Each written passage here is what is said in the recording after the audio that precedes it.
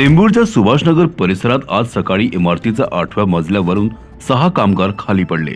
या कामगारांना तात्काळ घाटकोपरच्या राजावाडी रुग्णालयात दाखल करण्यात आले।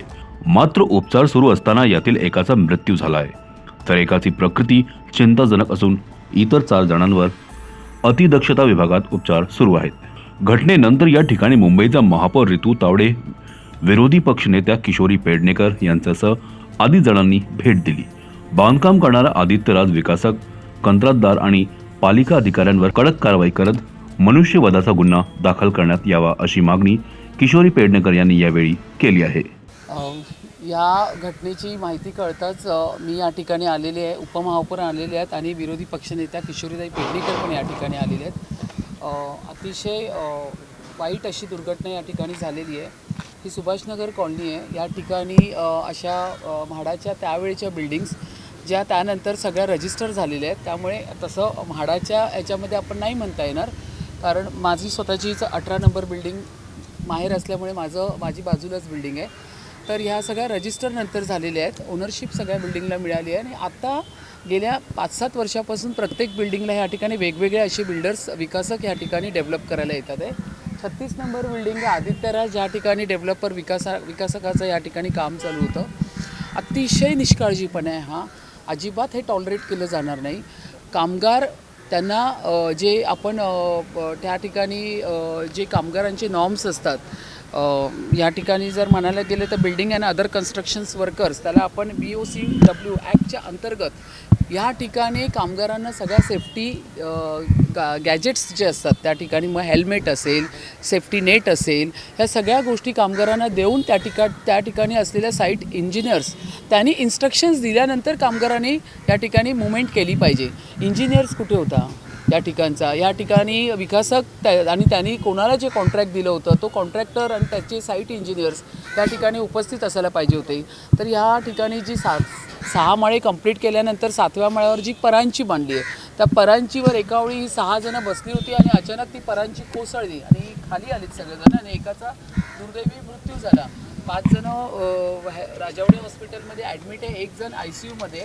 ही सगळी बातमी मी आता घेतली आणि इथून आम्ही राजावाडी हॉस्पिटलला पण चाललो आहोत। तर ही फार दुर्दैवी घटना आणि ह्याचं संपूर्ण हा विषय हा त्या विकासकावरती आणि ज्याला हे कंत्राट दिलेलं आहे त्याच्यावरती अगदी कडकपणे मनुष्यबळाचा या ठिकाणी मनुष्यवधाचा या ठिकाणी त्यांच्यावरती कारवाई झाली पाहिजे।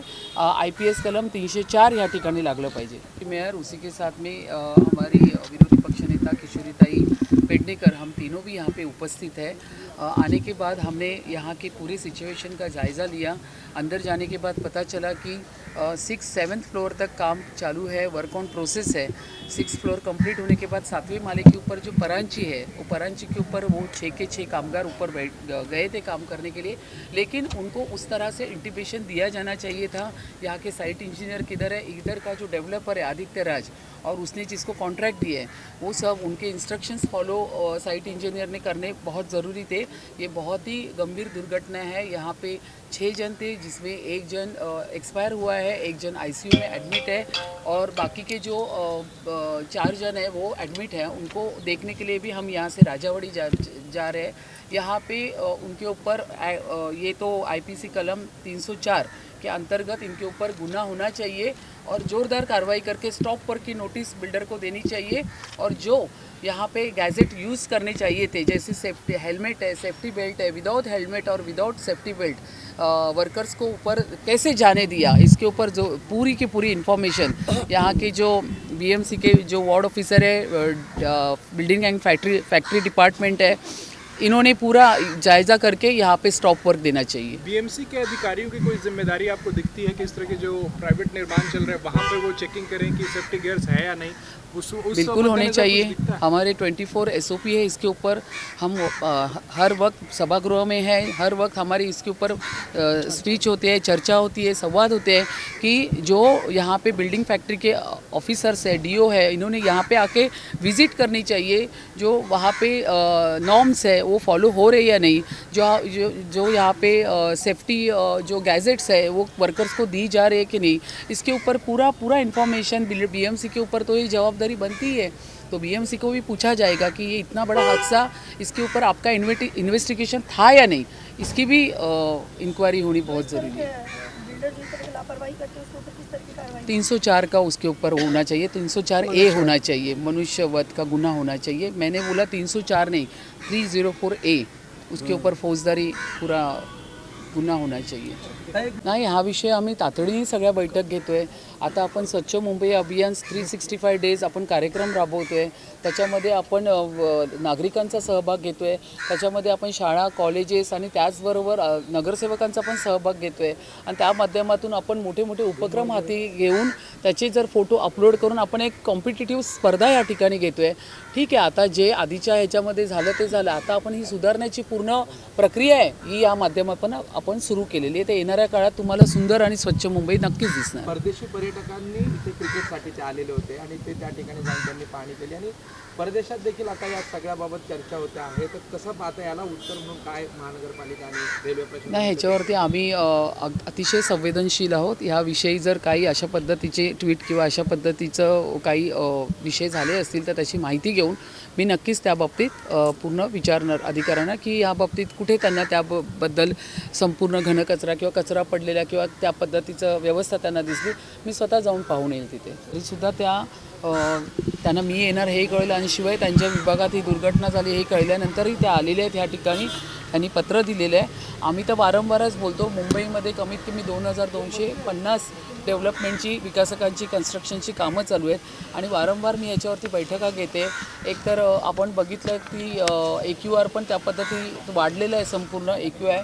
तर ह्या पद्धतीने आपण विकासक आणि त्यांनी घेतलेले सेफ्टी कॉज ह्याच्यावरती हे तर होता कामा नये, ही फार दुर्दैवी घटना आहे, पण ह्याच्या पुढे पण झाली नाही पाहिजे आणि ह्याच्या अगोदर झालेली आहे त्यावरती पण जर स्थानिक त्या ठिकाणी प्रशासन असेल, महानगरपालिका असेल किंवा म्हाडा प्रशासन असेल, यांचं त्याच्यावरती कंट्रोल असणं खूप गरजेचं आहे। जर ते नसेल तर मग ह्या दुर्घटना होण्यासाठी कुठेतरी तेही जबाबदार आहेत असं मी म्हणते। माझं येणं आणि महापौरांचं सन्माननीय ऋतुताई तावडे आम्ही एकत्रच आलेलो आहे, त्याच्यामध्ये उपमहापौर पण होते।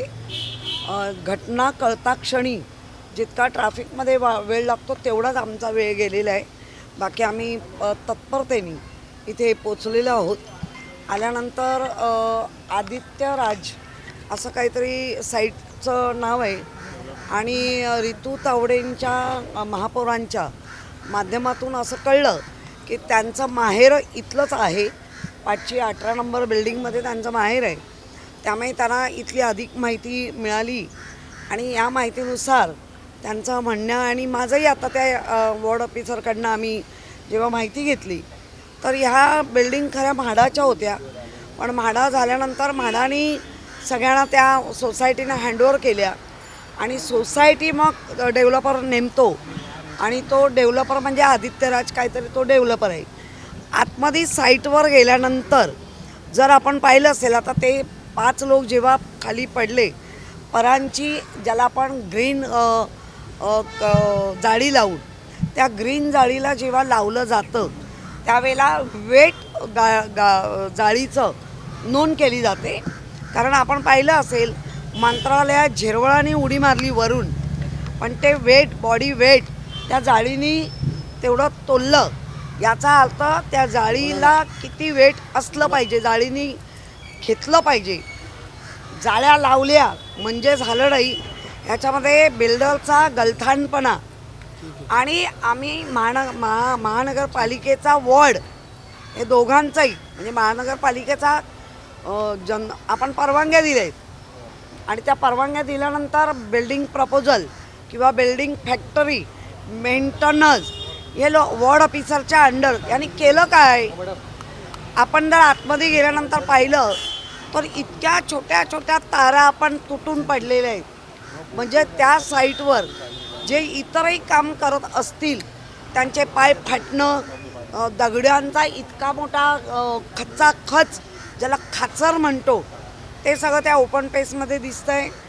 आणि ज्या पद्धतीने एक SOP असते की काय केलं पाहिजे, कसं केलं पाहिजे, त्याला सेफ्टी बेल्ट लावला पाहिजे, त्यांच्या डोक्याला हेल्मेट असलं पाहिजे, 6 लोक एका वेळेला खाली येतात, मग नक्की वर त्यांचा कसा पाय घसरला किंवा काय झालं याची एक्झॅक्ट माहिती 1 तासाच्या आत खरी आली पाहिजे होती, पण ती आलेली नाही आहे. याचा अर्थ महापौर आल्या, विरोधी पक्ष आले म्हणून ह्यांनी यायचं महापालिकेनी, आणि त्याचा सुपरवायझर कोण नव्हता. जे इंजिनियर आहेत या साईटवर काम करणारे, कुठले बिल्डरचे, त्या मनुष्यवधाचा गुन्हा 307A दोन्ही होतं, निष्काळजीपणा आणि मनुष्यवधाचा गुन्हा असं त्यांच्यावर घातला पाहिजे. आणि त्याचबरोबर महानगरपालिकेच्या अधिकाऱ्यांना पण ते जबाबदार धरलं पाहिजे, कारण बाकीच्या वेळेला बरोबर पोचतात, तर अशा वेळेला तुमचं लक्ष नाही का? एवढा तो आतमध्ये तुम्ही पण बघितलं, तुम्हाला चालणं कठीण होतं. महापौर आणि मी स्वतः कशात चाललं आहे ते आम्हाला माहिती.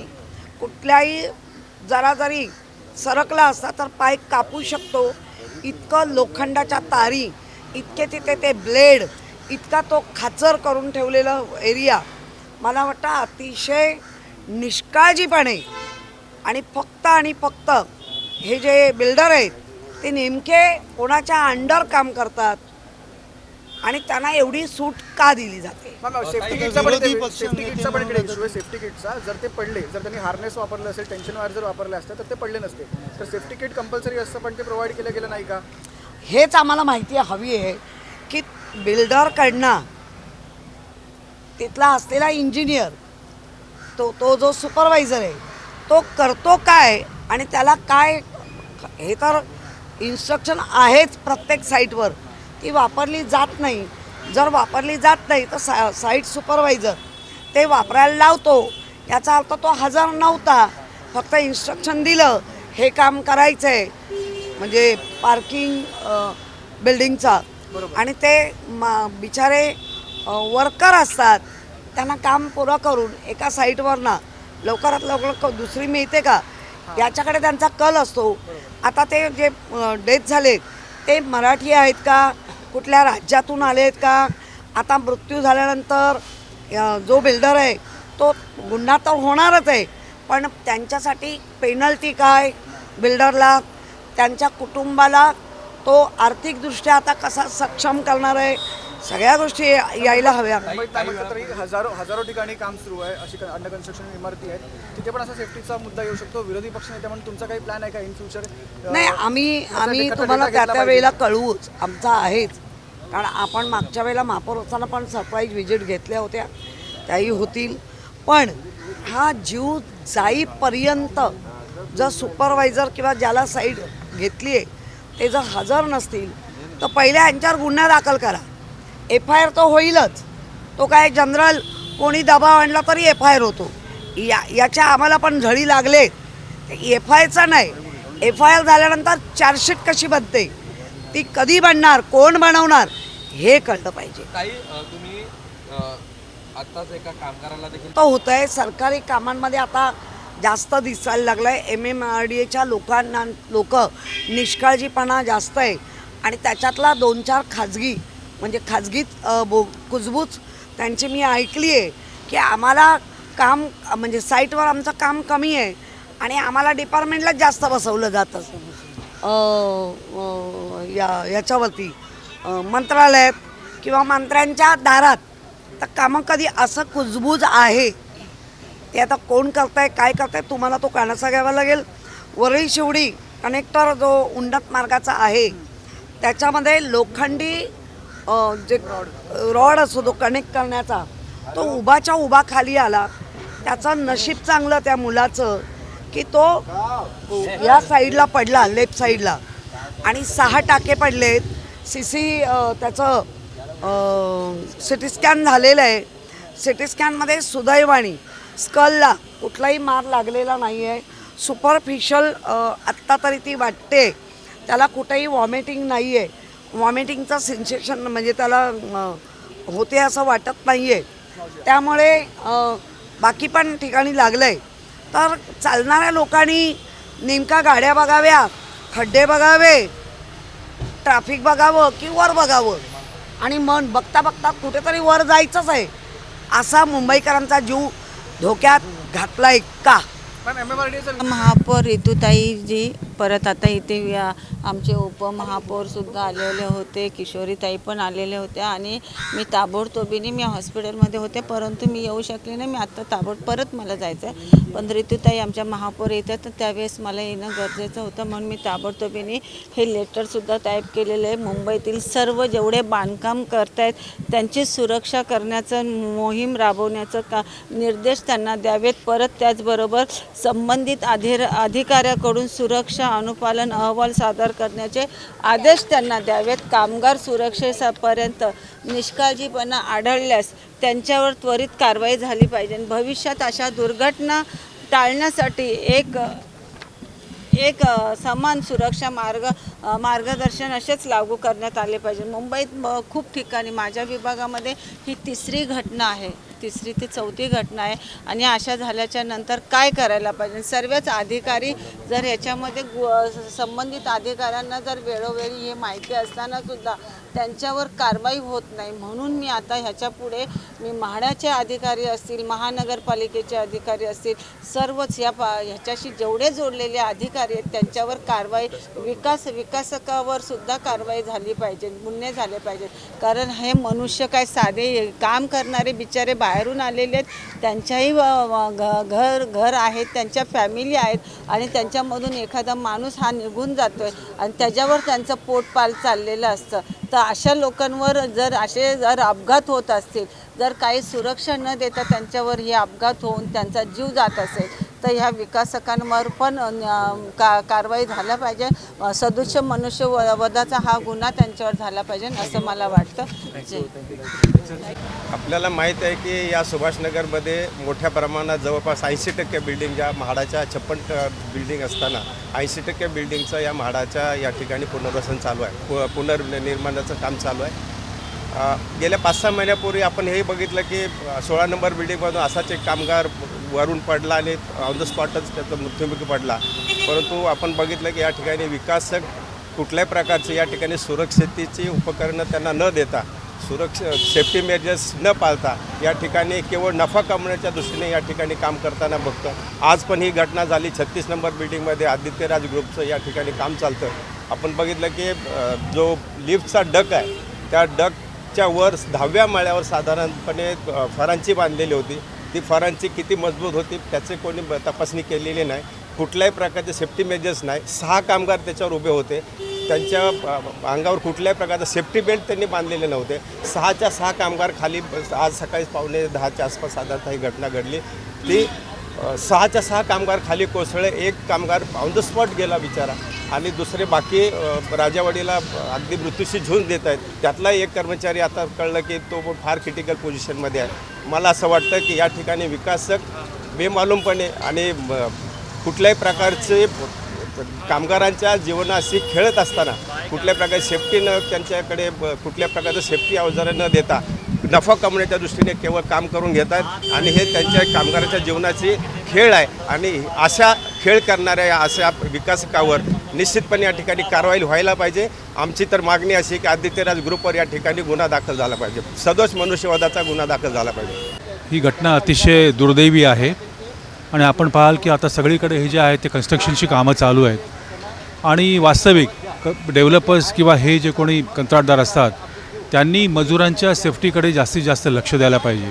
त्यांचे जे सेफ्टीचे नॉर्म्स असतात, वास्तविक महापालिका परवानगी देताना बिल्डिंग कन्स्ट्रक्शनला त्याच्यामध्ये क्लिअर कट हे मेन्शन केलेलं असतं की तुम्ही मजुरांची किंवा जे कामगार आहेत त्यांच्या सुरक्षिततेचं लक्ष दिलं पाहिजे.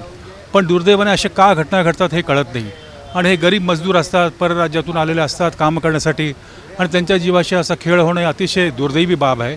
आणि या जे काही ही घटना घडलेली आहे त्या मजुरांना योग्य ते भरपाई मिळाली पाहिजे अशी माझी आग्रही मागणी आहे. आणि अशा ह्या घटना होऊ नयेत म्हणून मी परत एकदा सांगेन की जास्तीत जास्त काळजी घेतली गेली पाहिजे. पण दुर्दैवाने असं होतं का हा मोठा प्रश्न आहे आणि म्हणून या बाबतीमध्ये जास्त कडक कायदेही केले गेले पाहिजेत आणि ज्या काही अथॉरिटी आहेत ज्या परमिशन देतात या अशा बांधकामांना त्यांनीसुद्धा ह्यावरती लक्ष ठेवलं पाहिजे आणि जास्तीत जास्त काळजी घेऊन या गरीब लोकांना न्याय द्यायला पाहिजे असं माझं म्हणणं आहे. आता बिल्डरवरती कायद्याने जे काही होईल ते आता कायदा बघेलच. ज्या अथॉरिटी आहे ते परमिशन जे देतात हा त्यांचा प्रश्न आहे. त्यांनी हे आता पाहायला पाहिजे. कारण का जसं मी म्हटलं की ज्या वेळेला बिल्डिंग परमिशन किंवा बिल्डिंग प्लॅन अप्रूव्ह होतो त्याच वेळेला ह्या सगळ्या कंडिशन्स त्यामध्ये घातलेल्या असतात की अशा ज्या कन्स्ट्रक्शनची कामं चालू असतात तेथे सेफ्टीला हा महत्त्वाचा मुद्दा असतो. सेफ्टीला महत्त्व दिलं पाहिजे आणि असे अपघात होऊ नये म्हणून जास्तीत जास्त काळजी घेणं हे अपेक्षित आहे. पण ते होतं की नाही हा फार मोठा प्रश्न आहे आणि अथॉरिटी यामध्ये काय लक्ष घालते की नाही हा सुद्धा दुसरा प्रश्न आहे. आणि यामुळे एक कारवाई करणं माझ्या हातामध्ये नाही. जे अथॉरिटी आहेत त्या अथॉरिटीने योग्य ती कारवाई करायला पाहिजे. कारण जसं मी म्हटलं की ह्याच्यामध्ये परमिशन देतानाच हे क्लॉज नमूद केलेलं असतं की ह्या सेफ्टीच्या बाबतीमध्ये तुम्ही योग्य ती काळजी घेतली पाहिजे, त्यांचा विमा उतरवला पाहिजे. हे महत्त्वाचं त्याच्यामध्ये असतं की त्या मजुरांचं जे काम करतात त्यांचा विमासुद्धा उतरवणं हे जरुरी असतं. पण आता ह्या गोष्टीचं पालन होतं की नाही हा मोठा महत्त्वाचा मुद्दा आहे.